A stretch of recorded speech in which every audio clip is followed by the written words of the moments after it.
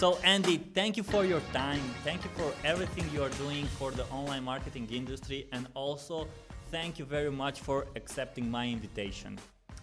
Of course. Why not? Definitely, Robert. I'm glad to be talking to you now. This is great.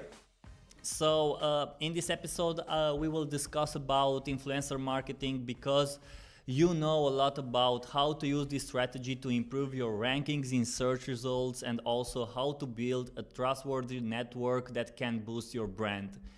But if I can start it from the beginning, I can say that we already worked together for the Banner Snack, the company where I'm working for, a project where we gather a lot of results, and we do like a study around bloggers and content marketers to study how they are using their visuals on the blog. So that was our first time when we get together and work together.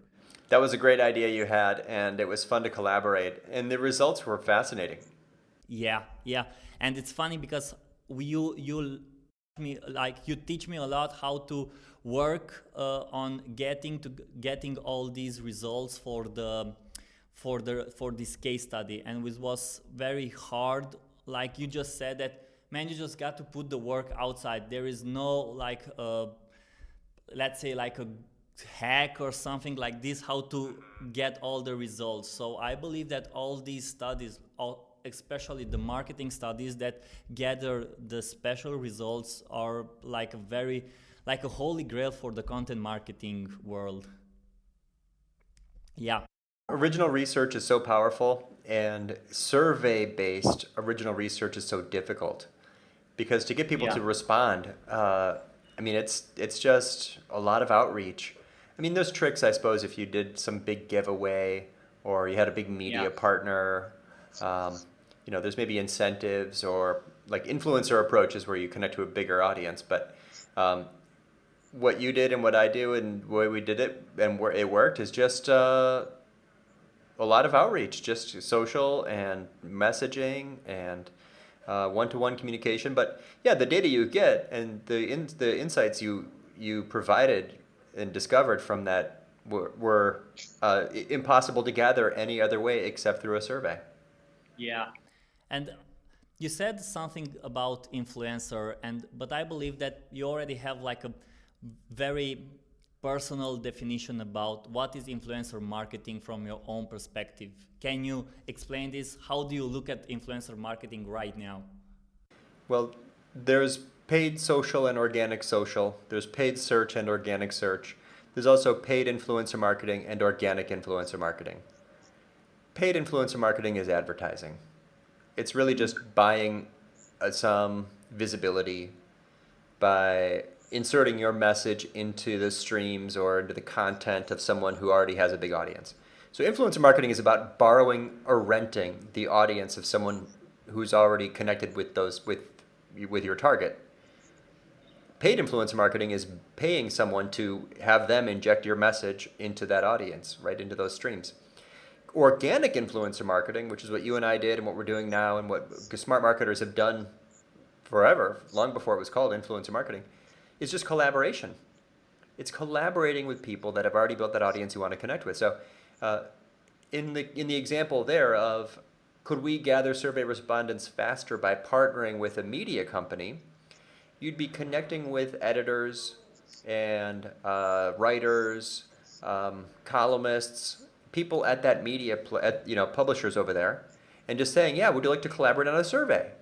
I'll hit my list, you hit your list, we'll gather the data, we'll do the insights, I'll publish, you publish, let's do this as a collaboration. And that speeds up in that case, it speeds up the data gathering because they have a larger reach, right? They can connect with more people. So that's just collaboration. Organic influencer marketing is collaboration, and it can be done specifically for SEO benefits, can be done specifically for social media benefits, but it's really just making and promoting things together, which we used to just call collaborative content marketing, but now you could call it, if more accurately, organic influencer marketing. What kind of influencer marketing do you use for Orbit Media? Well, if you think about how content has worked for generations, it's about adding a source, like in the news. A journalist would not write an article without adding a source, because without a source, your content is not credible. As a content marketer, I don't write content without adding a contributor quote.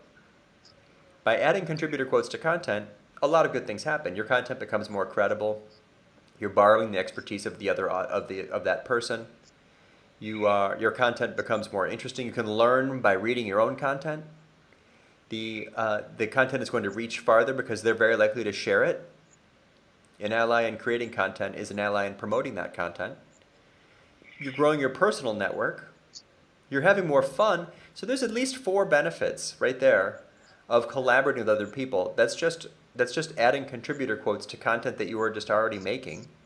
And that is also, of course, organic influencer marketing. Because when I build that relationship with that person, now I'm visible to them. Maybe they'll invite me on their podcast. Or maybe they'll add me to their content when they write for that bigger publication. Or maybe now they'll accept a guest post from me. Or maybe now they'll share something that we made. Or they'll respond next time when I want to do something bigger with them. Maybe it's a complete interview, not just a contributor quote. Or maybe I can include them in a roundup. So all good things happen when people make things together. And that is something we've done for, 7 years. But now it has a new name. Andy, I want to do an experiment with you because you are a very smart marketer and I admire you a lot. So I want to challenge you in this experiment. Like, think about this. You don't have any budget and you can't use your name. You have a specific piece of content. You can use whatever of content you want, like a blog post, video, podcast, whatever. And you want to use influencer marketing to get more exposure, to get more awareness, and to also get more web traffic. What do you do? So I can't use my name at all? Like I have no no human face? No, you have a face, but you're not the Andy Crestodina from Orbit Media. So I'll use a pen name. I'm writing as under another name. Okay. Yeah. No problem.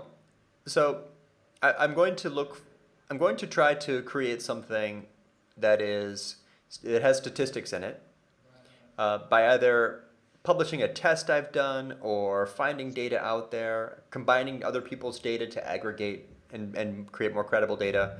A survey would be harder, so I'll set that aside. So I'm going to publish a piece of content that answers a question for my industry and is filled with data and evidence. Before I publish that, I'm going to reach out to some people who are experts on the topic and ask them if they would like to contribute a quote to this. I'm going to put in 3 or 4 quotes from other people. Some of these people are going to be social media influencers or have a good following. Some of these people are going to write for high domain authority websites. Some of these people are just experts on the topic. They know everything. Now my content is research-driven, it answers a question, and it's filled with contributors. I publish this on my site. I let them know that I publish it. There's no real requirement, but I invite them to contribute to share it if they find it valuable, if they think their audience would be interested. Next step, for the editors, I'm going to reach out and say, I've got something new on my site. Here's the best statistics in it. Would you like me to write about this for your audience? Can I write a guest post for you covering this new piece of information? It's original. It's data-driven. Here's a draft of an article that might work for you. That draft has a link back to my original. Now I'm building a link, so that's SEO value. I'm growing my network. That's going to give me long-term personal benefits. And I have greater social reach because I've already involved these other contributors in it. Next, I can repurpose my article I create it as a more visual format. Maybe make a animation or a video or an infographic of it. And I'm going to pitch it again to another website. Would you be interested in this infographic? It's relevant to your audience. I'll write a short article to go with it. And I'm just going to keep combining editors and contributors and formats with my topic to grow the reach of that, to reimagine it in different formats in different places, and just continue to publish. It's influencer marketing because everything I did involved other people. Those people are all influential of my audience in different ways. Through social, through their column, through other sites, through media publications. So it's a lot of work. It's not just, hey, will you please share this? It's, hey, well, can we make something together? And then can we reimagine it in other formats in other places? Maybe on your website, maybe on your show. I could reach out to podcasters and say, I have some new data. Your audience may find this really interesting. Podcasters don't get pitched very often. A lot of them don't. Would you be like, if you'd like, I'll come on your show and we'll talk about it. Here's some counterintuitive insights we may be able to share for your audience. That podcast has show notes. That show note can include a link back to my original research. So I'm basically just doing a lot of PR, which is another word for influencer marketing, right? Digital PR is influencer marketing. It's a type. And just extending the reach, extending the value, extending the collaboration, giving value to everybody involved. Everybody's audience gets value. Every co-creator gets value. And just through relentless helpfulness, sharing and creation. That's very interesting because as far as I can see, influencer marketing fit when it comes also social media and SEO. Like it's not like a new channel. Is it something complementary to these both important activities in content marketing? Yeah, if it's content marketing contrasts with advertising. So if it's influencer marketing and it's not advertising, it must then be collaborative content. So now you've got collaborative content. How is it promoted? Content marketing channels, there's 3 main channels: search, social, and email.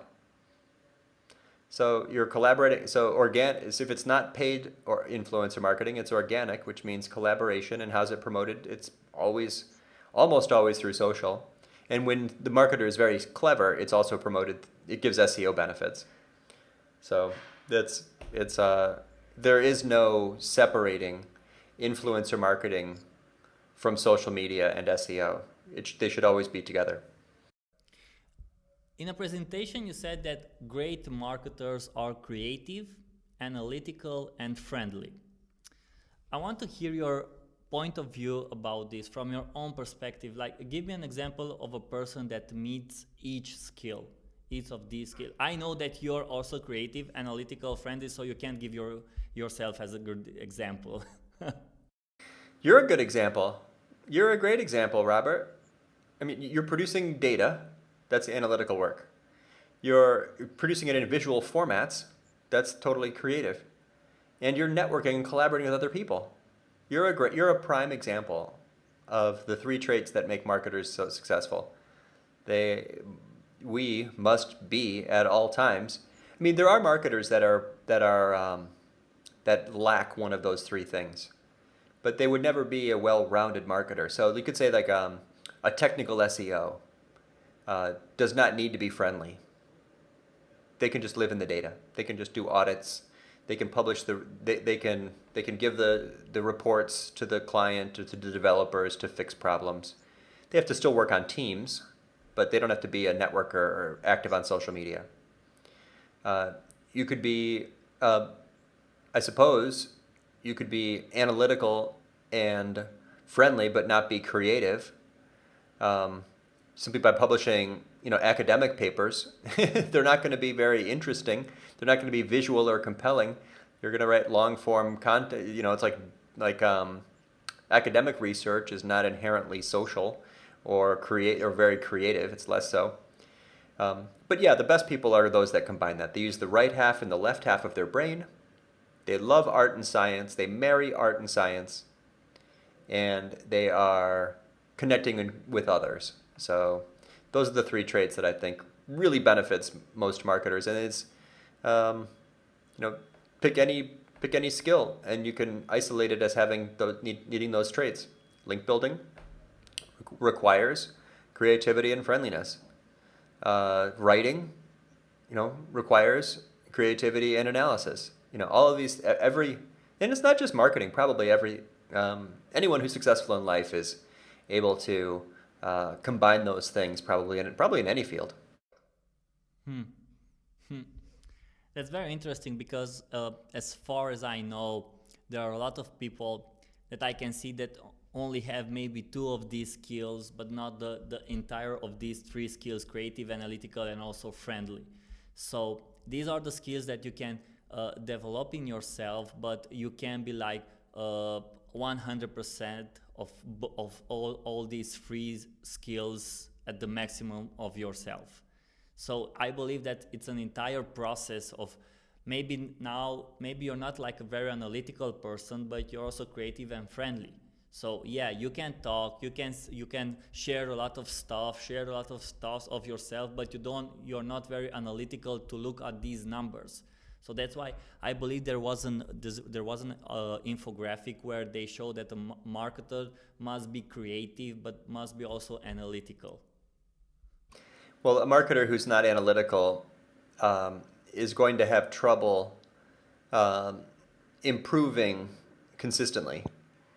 So an example might be like a super creative marketer might have a brilliant idea. It's not based on research. It's just a new way to think, and that inspiration can make them sometimes like a 10x marketer, where they're able to occasionally do something amazing. Um, and they, through interpersonal skills and friendliness, they pitch that idea. It gets accepted. This is like the creative genius sometimes does not have can do that work without data. Branding people sometimes are like this. They had an insight and just didn't support it with evidence, but it's genius. It happens. That's the 10x marketer. But who gets the better result in the long run? The 10% marketer is able to consistently use data to iterate and get better results consistently. There's 10x marketers, which are sometimes brand people. There's 10% marketers that are more like optimizers. So although a social media strategist may come up with a brilliant campaign that gets a great result, they won't have the data to understand why that campaign connected, where it connected, with what demographic, in what channel, at what in what time period, in what geography. There's a lot of data there. So there's great room in marketing for both the super creative, less analytical person, the 10x marketer, and the maybe less creative but super analytical person, the 10% marketer, the optimizer. It's like the tortoise and the hare, the rabbit and the turtle. Who's going to win the race? They both have advantages, but the best people know how to look for that insight and stop everything because I got a brilliant idea today. And they know how to measure it and iterate and stop doing ineffective things and, double their efforts on this outperforming strong results. I want to go back a little bit on the influencer marketing because you point out an important topic that I want to ask you, like about the B2B marketers and the B2B marketing, how they can apply influencer marketing. Do you have like an example, I don't know, you use for your clients or you use for yourself? Well, I'm a B2B marketer, so everything that I do for myself is B2B marketing, and everything that I do for myself is also collaborative. So it's sometimes I get this question of like, well, how does this work for B2B? And that's the main way that it works. This is how I always do it. But so let's say there's a B2B marketer often needs, not always, but often needs a lower number of higher value connections, right? It's like you're not selling t-shirts for $10. You're selling software for $10 million. So you don't need millions of people to know about you. You need a smaller number of people to know about you. Lower volume of higher value connections. So here's an example of B2B marketing with using influencers. I'm going to start a webinar series. My webinar is going to include experts on my topic. Call it software, some software product. I'm going to invite the most influential people to do short presentations, and then I'm going to talk to them. I'm going to take questions from my audience. I'm going to reach out to potential buyers of my software and occasionally ask them if they'd like to be interviewed on my show. Now I'm right in front of my target audience. I used content to put myself in front of my potential buyer. It's not uncommon. There's a lot of podcasts that are created specifically to give that brand an excuse to call prospects. Hey, I'd love to have you on my show. Would you like to be interviewed? Yeah, that'd be great. I'd love to be interviewed. But by the end of the show, the potential buyer is now aware of that product and service where they wouldn't have been aware otherwise. There's lots of case studies about this. That only happens really in B2B. So there's so content is networking. Marketing is sales. You can use content as a format to prospect. It happens every day. Now that's very interesting on creating podcasts where you can call your potential buyers and ask them be a part of your show. And after that episode, they are also aware of your product and they also get a connection to your brand through your podcast. It's not uncommon. I could I've never done it, but I could introduce you to people that use this tactic, or people who have told me that their main source of lead generation is their show. Wow. So it's because if you're trying to do cold calling or cold outreach of any kind, your ask is pretty weak. Hey, do you want to look at my software? No, I'm busy. Why do I want to look at your software? I wasn't thinking about that today. But if the request is a PR hit, hey, would you like to be interviewed? Yeah, great, sure, of course. Very few people don't want to be interviewed. Most people want to be interviewed. It's a welcomed request. So I think it's content can, and it doesn't have to be sneaky or disingenuous. I mean, you can be upfront about it too. Thanks for coming on my show. We didn't talk about it much, but I've got a product. If you want to hear about it, let me know. I'd be happy to show it to you. So it's there's nothing underhanded about that approach. People do it all the time.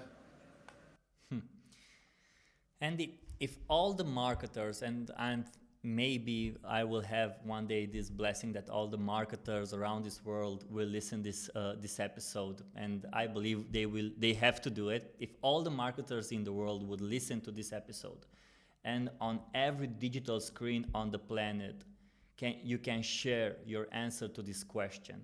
Tell me, what is the biggest misconception about influencer marketing that marketers must understand today? That is a powerful question. Influencer marketing is, at best, also known as friendship. It is not spam. It is not Instagram mentions. It is a long-term relationship with someone who wants to help the people that you want to help. You are in alignment with the influencer because they care about your audience. You care about their audience. And it's not a one-time event. It's a long-term relationship. And you and that influencer are working together to create new value that matters to people and helps them in their lives. It is collaborative. It is empathetic. It is helpful. And so at its best, influencer marketing is two people working together to help a larger audience through one person's content and the other person's connections. That's very interesting because you also answered me my final question. My final question, I wrote it down. I will say it, but this completes it very well. My final question was, what's the best piece of advice you will give to someone who's just starting out with influencer marketing? So I believe that you said it very well. It's people need to think differently. It's another way to say that. I'll give a second answer. It's not about celebrities. Anybody who can advocate for your brand or who has a similar audience is influential. So don't chase large followings. Word of mouth is the most powerful marketing, and anyone that you meet or talk to or share or work with could be very influential over a few dozen people who are important So don't underestimate the power of micro influencers, they're sometimes called. Uh, Anyone who shares content and talks about a brand is influential. So that's another important factor. I think people think that influencer marketing is about celebrities sharing stuff on Instagram. That is true for so few brands. That is not relevant to most of us. We need to think differently about it to really drive the biggest benefits, which are collaborative, resourceful, and fun. Andy, thank you very much for this amazing interview. For myself, you just made it more clear about what's influencer marketing and how can I use it for not really for my benefits, but for both benefits for myself and for the one that I'm working with. So thank you so much for doing this. I hope people that listen to this episode got some amazing tips and tricks that they can now use in their day-to-day marketing when they work with influencers. It was my pleasure. What a great conversation. I'm excited to listen again. Oh yeah, and I believe we will meet at Bucharest in November at GPEC. What you will be talk about? In 1 month. I'll be there in 1 month. Yeah, first time visiting Romania, right? I'm visiting Romania. I'll be talking about digital marketing as always. You can imagine, you know me well enough to know my topics. I'm always talking about SEO, content strategy, influencers, and analytics. But I hope to bring value, and I hope that the listeners to this show will join us there. It's gonna be. I'm really excited. It's an event that people talk about all over the world. So Really? yeah, Wow. it's a very well-known conference. It really is. Oh, Yeah. Oh wow, thank you again. But before we say goodbye, I want to ask you one last thing, because we talked about influencer marketing, all these stuff. Let's see how this will work. Who should I interview next for this episode? Like, can you give me 2 recommendations and also tell me why do you recommend them? Well, for you specifically, I'm going to recommend other speakers at GPEC because you'll get the chance to meet with them in person and build a closer relationship. Use your show to grow your network and create a face-to-face opportunity to meet. So look at that list, and L's. There's smart people on there. Just anyone that's on there, because you're promoting the event, you're promoting them, but you're really going to get a much greater value from them if you choose someone from that small set, because when you meet with them face to face, you're going to have a lifetime friendship from that. Well, Andy, that was a great piece of advice. So thank you very much again. Thank you for your time. And once again, thank you for everything you're doing for this marketing industry. We all work hard at it. Thank you, Robert. Thank you so much. Honored and grateful to have been a part of this.